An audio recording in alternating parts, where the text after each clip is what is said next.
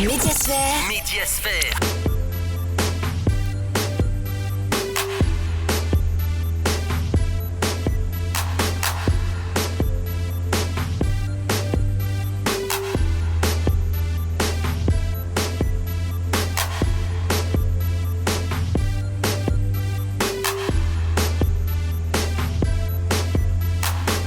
« 2020-2021 ». Nous étions là pour le dernier numéro il y a quelques jours.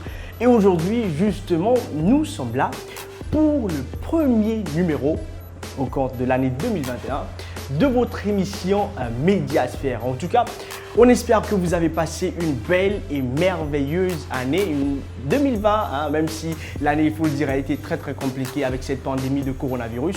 Mais justement, vous avez eu la grâce de passer de 2020 à 2021. Alors, toute l'équipe de Médiasphère, par ma voix, vous dit donc bonne et heureuse année 2021. Que vous prospérez à tous égards. Alors, chers téléspectateurs, nous allons nous installer confortablement parce que là, on commence et c'est parti pour vous dans votre émission Médiasphère. Médiasphère. Médiasphère. Nous commençons donc ce premier numéro, chers téléspectateurs de Médiasphère au compte de l'année 2021 par notre reportage, une rubrique que nous aimons bien. Mais là, on s'intéresse à l'écriture. Il faut dire que l'Association des écrivains de Guinée était à l'Assemblée nationale le lundi dernier pour solliciter un partenariat stratégique. Objectif, promouvoir le livre, la lecture, mais surtout les écrivains. Le président du Parlement a promis de s'impliquer pour la concrétisation de ce partenariat. Honorable Amadou Damaro Camara a aussi soulevé des préoccupations qui menacent le fondement de la nation. La rencontre s'est déroulée dans la salle des actes du Palais du Peuple. Nos chers Mamoudou Bouléré Diallo et Aliouba y étaient pour vous au compte de Médiasphère. Médiasphère. Médiasphère. Tout le monde doit concourir à la promotion du livre, de la lecture et de l'écrivain pour obtenir une émancipation durable. L'Association des écrivains de Guinée met en contribution l'Assemblée nationale. On examine avec l'Assemblée les possibilités de sa participation à la promotion de la triade écrivain, livre et lecture dans notre pays. Est-ce que l'Assemblée peut jouer un rôle dans cette grande promotion? Je réponds tout de suite oui. Et nous avons ensemble examiné les méthodes, les voies et moyens susceptibles d'être développés pour aboutir à cette merveilleuse promotion. Nous avons soumis dans ce sens notre plan d'action opérationnel triennal avec ces éléments de contenu dont je ne voulais pas parler ici. Et le président et ses collaborateurs ont très bien accueilli ce plan et promesse a été prise de tout faire pour que le plan effectivement devienne opérationnel. Nous restons reconnaissants à M. le Président de l'Assemblée nationale et à ses collaborateurs. Du côté des députés, on voit une volonté de nouer vite un partenariat qu'ils qualifient déjà de très important. C'est une élite de notre pays, pas des moindres. Ils nous ont présenté le plan d'action opérationnel et suggéré un partenariat stratégique avec l'Assemblée nationale pour promouvoir l'écriture, la lecture et le livre, ce qui est très important. Il a promis fermement de s'impliquer et d'informer l'ensemble du bureau et des députés des décisions qui seront prises pour vraiment nouer un partenariat fécond avec cette association des écrivains de Guinée. Il a aussi recommandé vivement que les écrivains de Guinée s'intéressent à l'histoire récente de la Guinée. Ceci est très important parce que la jeunesse ignore beaucoup de ce qui se passe, ce qui s'est passé, même dans un passé récent. C'est très important, ça peut nous permettre de corriger beaucoup de manquements et vraiment construire une république solide et émergente. N'empêche cette importance louée par le bureau du Parlement, le président Amadou Damaro Camara a soulevé des préoccupations qu'il considère sérieuses concernant la corporation. Le président de l'Assemblée n'a pas manqué de porter à leur connaissance certaines préoccupations qui menacent même le fondement de notre nation, qui doivent être rectifiées. Il a invité tout un chacun à ne rien ménager pour rectifier le tir pour le bien de notre nation. Récemment, l'ancien ministre de l'Éducation nationale, Ibrahima Khalil Konaté Kaokare, a publié un livre qui a fait l'objet de plusieurs critiques. Des critiques qui ont valu la suspension de sa vente. Cela n'a rien à voir avec la rencontre, précise l'honorable Jalikatou Diallo. Cela n'a pas fait l'objet de discussion. En 2017, la Guinée a accueilli le plus grand événement culturel mondial, Conakry, capitale mondiale du livre. Depuis cette date, les promoteurs du livre ambitionnent de rendre la Guinée capitale africaine du livre. Médiasphère. Médiasphère. Vous l'avez donc vu, on parle d'écriture, d'écrivain, c'est important. L'écriture, c'est la mémoire, ça permet de faire perdurer l'histoire. Et ceux qui n'étaient pas là puissent connaître l'histoire qui s'est bien sûr passée avant eux. En tout cas, c'est une très belle initiative et on espère qu'elle aboutira. Et puis nous passons à cette autre rubrique, chers téléspectateurs, la semaine médiatique. Bon, que nous dit Malik, hein? Il dit, la nouvelle année ne change pas les vieilles habitudes du Guinéen. Alors que le président de la République veut autrement gouverner, des manifestations éclatent encore dans des quartiers de Conakry pour le manque d'électricité. Ah Malik, il ne cessera pas de nous étonner. Des troubles sociaux, Macenta a connu et l'Assemblée nationale a pris des dispositions. Et oui, Malik, son Yana Camara, nous envoie dans cette semaine médiatique. Allez, on le suit quand même. Médiasphère. Médiasphère. Bonne et heureuse année 2021. Que les souffrances de 2020 soient un lointain souvenir.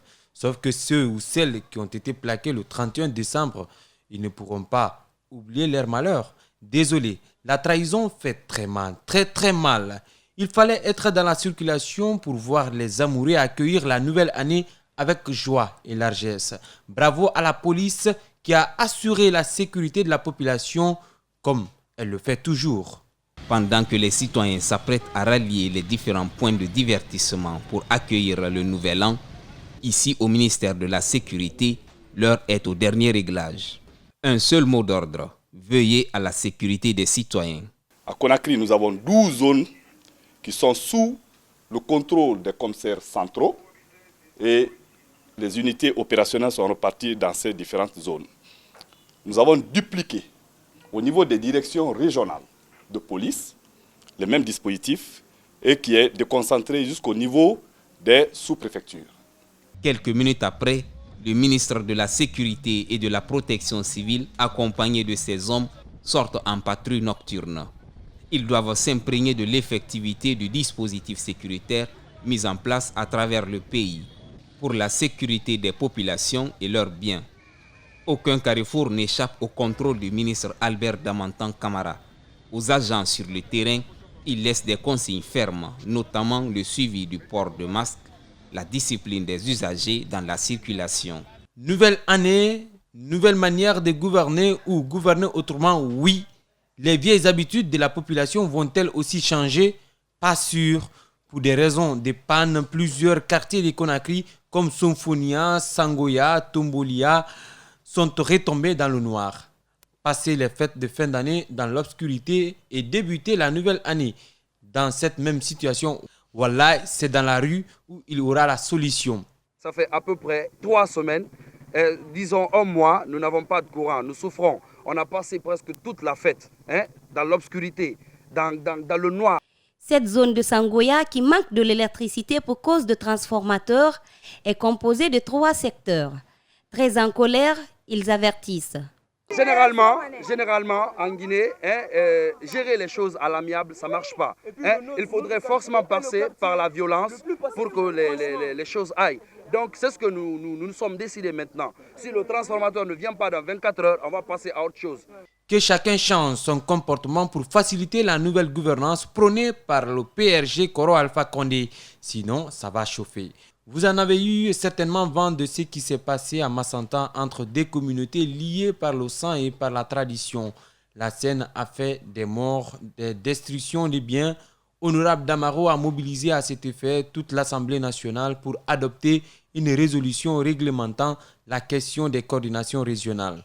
L'initiative est partie des violences enregistrées la semaine dernière à Massanta autour de la construction de la résidence du patriarche. Nous ne pouvons pas prendre juste une résolution aujourd'hui pour dire que vous n'existez plus. Mais nous devons commencer par les ramener à leur juste rôle. On a toujours eu des chefs de famille. Moi, je les connais, en structure comme en malgré s'appelle les Kabila. Kabila Kunti, c'est ce que je savais. Après son adoption par les parlementaires, la résolution sera soumise au chef de l'État. Déjà, la majorité des députés est favorable au maintien de ces structures. J'ai voté la résolution parce que ça veut dire que tout ce qui peut envoyer la paix dans le pays, et que surtout quand il y a un mort d'homme, vraiment, il faut avoir peur. Donc c'est tout ça qu'il ne faut pas faire. Voilà.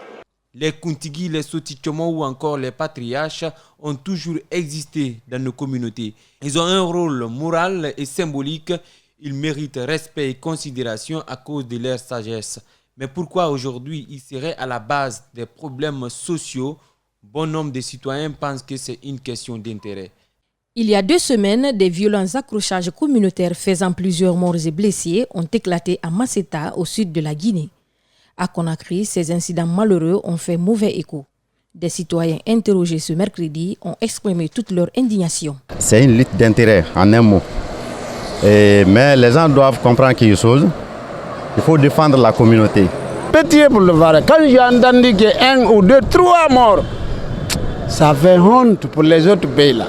Voir des communautés qui ont toujours vécu ensemble se déchirer entache la réputation de Massenta et le vivre ensemble des populations. Rien ne sera magique en 2021. Le développement ne se fera sentir que quand nous, citoyens, on l'aura souhaité. Si vous pratiquez le tronçon Kuntia 36, bon courage à vous et soyez très prudents dans la circulation. Là, les citoyens viennent délibérément déverser des ordures sous la chaussée avant d'y mettre le feu. Médiasphère. C'est aussi ça, l'actualité médiatique, l'actualité de la semaine. On vous met au bain de toute l'actu chaude et diversifiée et une actualité riche et variée. Vous avez donc compris et vous êtes informés, c'est important. Ne ratez donc surtout pas la prochaine édition de Médiasphère. Malik Sanguiana sera là pour vous avec la semaine médiatique. Chers téléspectateurs, on poursuit avec cette rubrique que vous connaissez maintenant. Elle n'est plus à présenter. C'est bien sûr Vue. Et aujourd'hui, on parle de quoi? À l'heure du numérique où tout a évolué, on a des tablettes, des téléphones et un peu de tout ça. On va faire le tour dans quelques classes de l'autre côté. Et puis, on parlera aussi bien sûr d'inceste. Si vous ne connaissez pas, vous allez le voir. Pour terminer avec le repos, c'est important de se reposer, certains exercices. Pour vous, dans ce regard impertinent de Patrick Ménet que nous vous proposons dans Médiasphère, Vue pour vous, et ça maintenant. Médiasphère.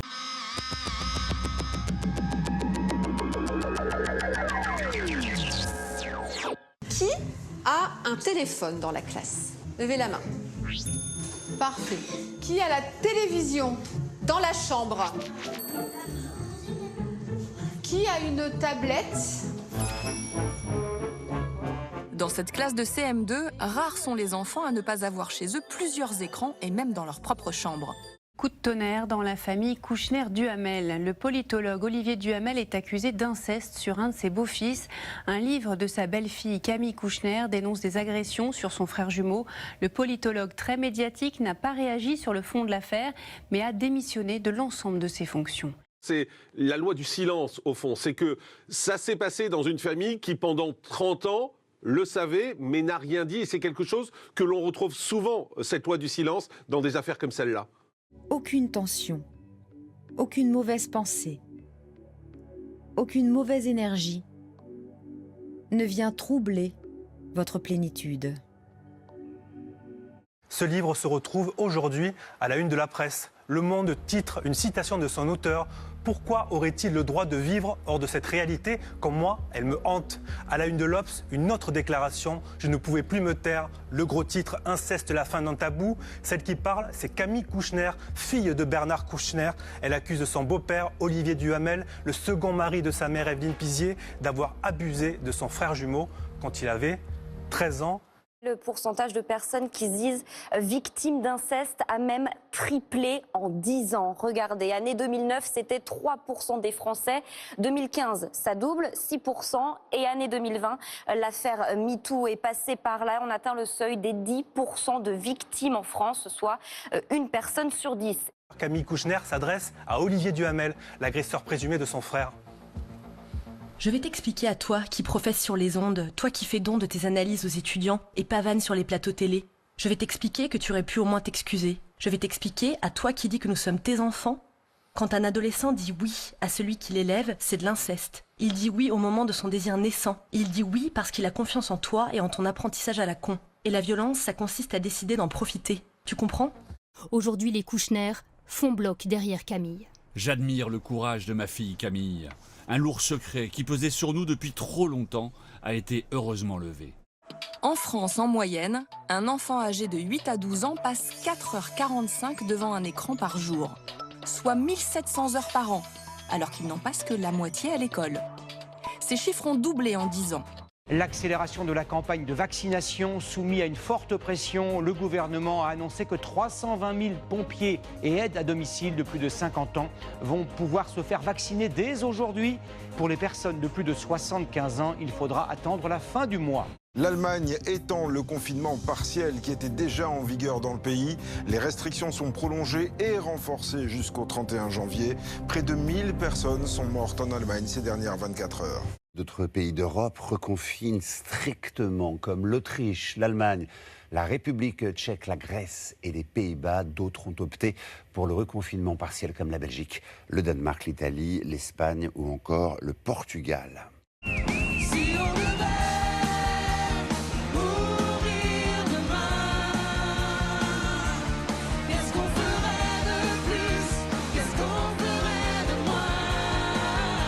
C'est devenu la terre d'accueil des influenceurs. Dubaï, l'émirat réputé pour son shopping de luxe et son architecture ultra-moderne, fait tout pour attirer les stars les plus suivies sur les réseaux sociaux.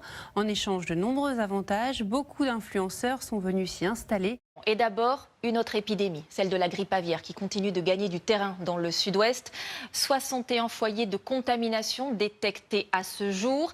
Des milliers de canards déjà abattus. C'est une catastrophe pour les éleveurs. Là-bas, pas de masque, pas de contraintes sanitaires strictes. Mais surtout, une vie de rêve. Il n'en fallait pas plus à Nabila pour être l'une des premières à s'exiler à Dubaï. C'est toujours compliqué de jouer en Serbie, vous le savez, Greg. Oui. Oh là là là là, Wesley Parda encore Wesley Parda encore Il est terrible. C'est l'un des hommes les plus riches au monde, un businessman à la chinoise. Jack Ma est le fondateur du site marchand Alibaba, concurrent d'Amazon. Depuis le 24 octobre, il a disparu. Ce jour-là, il a prononcé un discours critique sur la politique économique de Pékin.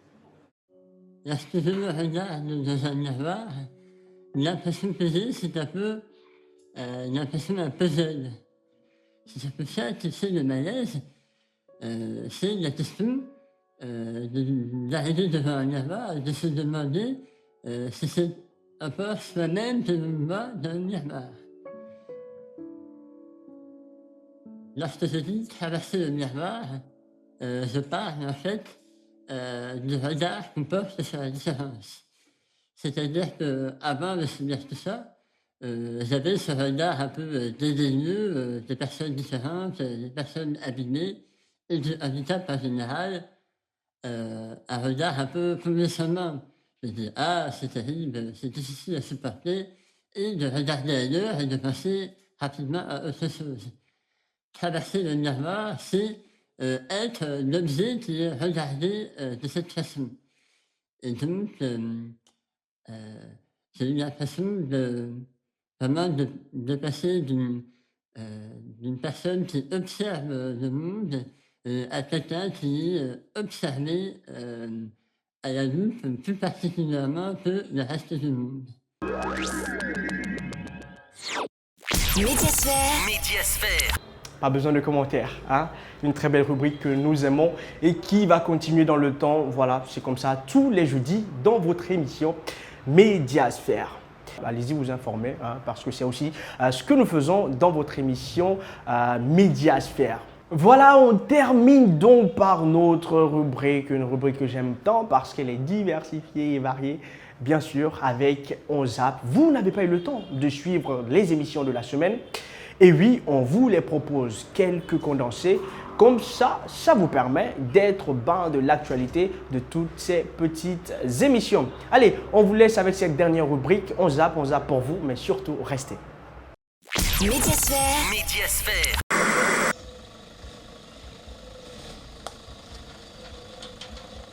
Après 2 jours de tournage, nous décidons de sortir du village pour montrer la route chaotique que nous n'avions pas pu filmer la nuit à l'aller.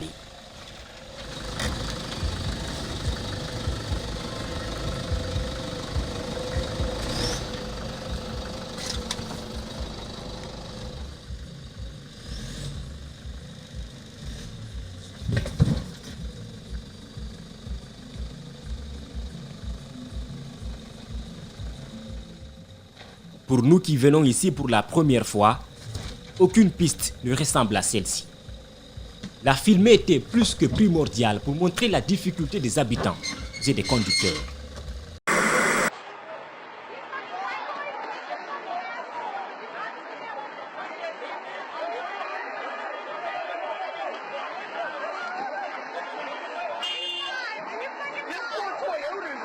This is awesome.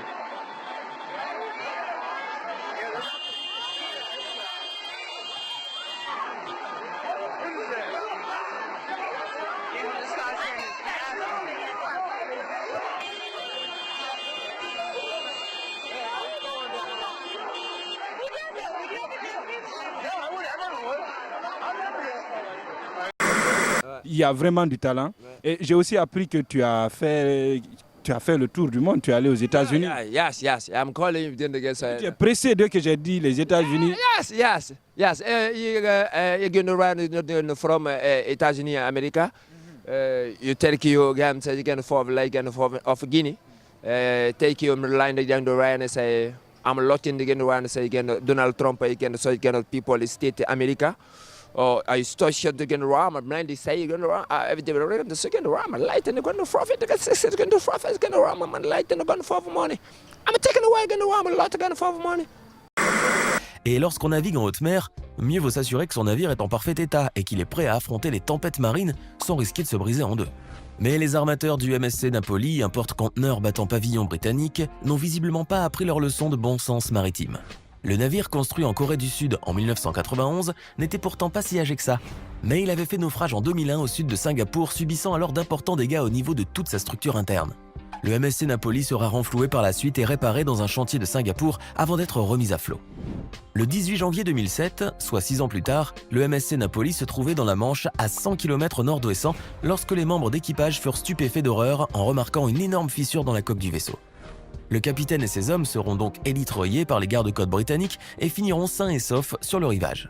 Un exemple typique de la confusion qui existe au niveau de la CENI. Des citoyens qui ne retrouvent pas leur carte nulle part et qui viennent voter, qui sont empêchés de voter parce qu'ils n'ont pas leur nouvelle carte. Comment pouvez-vous expliquer ça? Cette pagaille qu'il y a aujourd'hui dans ce pays. Je ne peux pas voter parce que je n'ai pas ma nouvelle carte, que l'on a cherché partout, dans tous les bureaux de vote de mon quartier. Dans Nongo, on ne retrouve pas ma carte. Dans la localité, des lampadaires sont installés.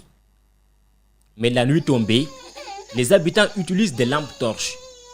Parfois leur téléphone portable, encore chargé grâce au solaire.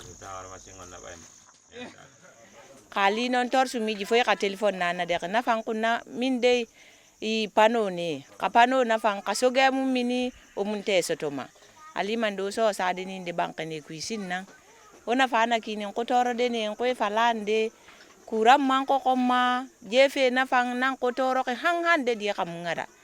Na fe ne kotoro kende hang tentini nyakalakunda. Voilà, c'est cette autre rubrique qui vient mettre fin à ce premier numéro de votre émission Médiasphère au compte de l'année 2021. Merci à vous tous donc qui avez pris le temps de nous suivre. Ils étaient là à la réalisation, à la technique, je veux dire. Il y avait bien sûr notre cher Abdoulaye Kamara et puis Ibrahim Tapré. Et le tout couronné et réalisé par notre cher Alpha Madou Djoulde Diallo. Prenez soin de vous où que vous soyez. Surtout, restez sur Espace TV parce que nos programmes sont les meilleurs. Et de passage, Alpha Amadou Djoulde Diallo vous dit bonne et heureuse année une fois de plus. Allez, à plus. Médiasphère.